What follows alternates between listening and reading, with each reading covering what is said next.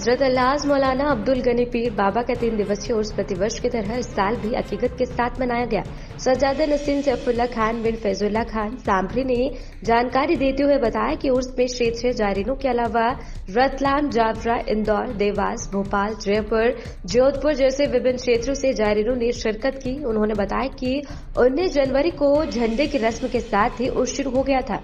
20 जनवरी को नागौरी गेट मस्जिद लोहारान के पास से शाम कव्वाली के साथ चादर का जुलूस निकाला गया, जो शाम 4 बजे रवाना होकर मुख्य बाजार से सैयदों के मोहल्ले से होते हुए शेख तालाब स्थित दरगाह अब्दुल गनी पीर बाबा के आस्तानी शरीफ पर चादर पेश कर फातिहा ख्वानी हुई, जिसमें विभिन्न क्षेत्रों से आए हुए जायरीनों ने शिरकत कर अमन और मोहब्बत के साथ वतन की खुशहाली की दुआ की है। रात्रि में सूफिया कलाम महफिल कव्वाली का आयोजन किया गया, जिसमें क्षेत्र के लोगों ने जमकर लुत्फ उठाया। हेलो जी हाँ, आज यहाँ पर उर्स के अंदर हम आए हैं और जहाँ पर दूर दराज से जायरीन आते हैं, हम उनसे बात करते हैं। जी हाँ, आप कहाँ से तशरीफ लाए हैं? जी मैं देवास से आया हूँ। मेरा नाम अब्दुल गफ्फार है। मैं गनी बाबा से मुरीद हूँ। कितने वर्षों से यहाँ पर आ रहे हैं आप? यहाँ से करीब आते आते 35 एक साल होगा हमको। 35 साल से। जी हम बाबा से मुरीद हैं। वो बड़ा ऊंचा मुकाम है हमारे पीर साहब अब्दुल गनी बाबा का। 35 साल से ये हजरत यहाँ पर तशरीफ ला रहे हैं जायरीन के रूप के अंदर। जी हाँ, ये भी राजस्थान के बाहर से हैं, इनसे हम बात करते हैं। जी हाँ, आप कहाँ से तशरीफ लाए? जी मैं देवास मध्य प्रदेश से यहाँ पर तशरीफ़ लाया हूँ। कितने सालों से लगभग आ रहे हैं? ये मेरे वालिद साहब कम से कम जो पीरो मुर्शिद के मुरीद थे और यहाँ से खिलाफत में मिली, कम से कम उनको 50-60 साल हो गए हैं।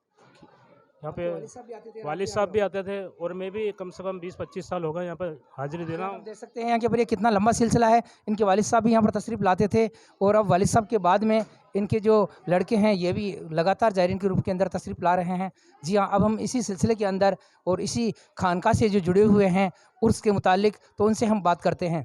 जी हाँ, आप बताइए कि ये उर्स के अंदर जो काफ़ी दूर दराज से जो जायरीन आते हैं, इनका क्या कारण है और बहुत दूर दूर से लोग आते हैं, तो ये आप जानकारी दें।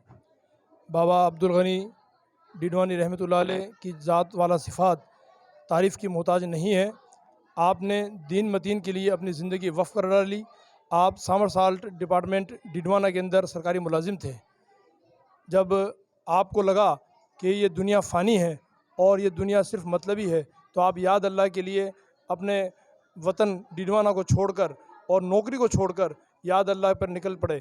आप सबसे पहले सांबर दरगाह शरीफ ख्वाजा हुसामुद्दीन में तशरीफ़ लेके गए, उसके बाद अजमेर दरगाह शरीफ गरीब नवाज़ में हाज़िरी दी, उसके बाद भीलवाड़ा चित्तौड़ के रास्ते होते हुए नीमच जो मध्य प्रदेश में है नीमच गए और नीमच से ही आपने दीन की तबलीग शुरू कर दी।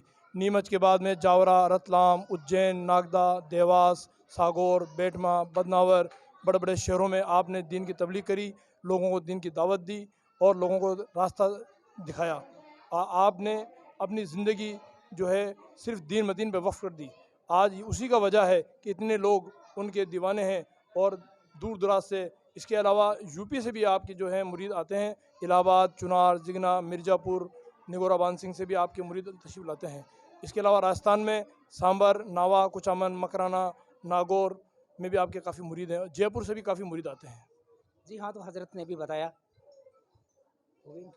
जी हाँ, अभी हज़रत ने बताया कि हज़रत जो है अल हाज जिनका जो उर्स लगता है हज़रत गनी पीर बाबा, ये एक सरकारी पहले मुलाजिम थे और आज के ज़माने के अंदर देखा जाए तो सरकारी मुलाजिम बड़ी मुश्किल से अपनी नौकरी छोड़ पाते हैं, लेकिन रब की राह में, अल्लाह की राह के अंदर इन्होंने सूफियत कबूल कर ली और ले जा कर के और लोगों को जो है सूफियत के तहत, इंसानियत के तहत और मानवता को लेकर के जो है इस्लाम का एक न्योता दिया और लगातार इन्होंने जो है अपना ये काम किया। तो ये इसको हम तबलीग कह सकते हैं, इसको हम सूफियत कह सकते हैं।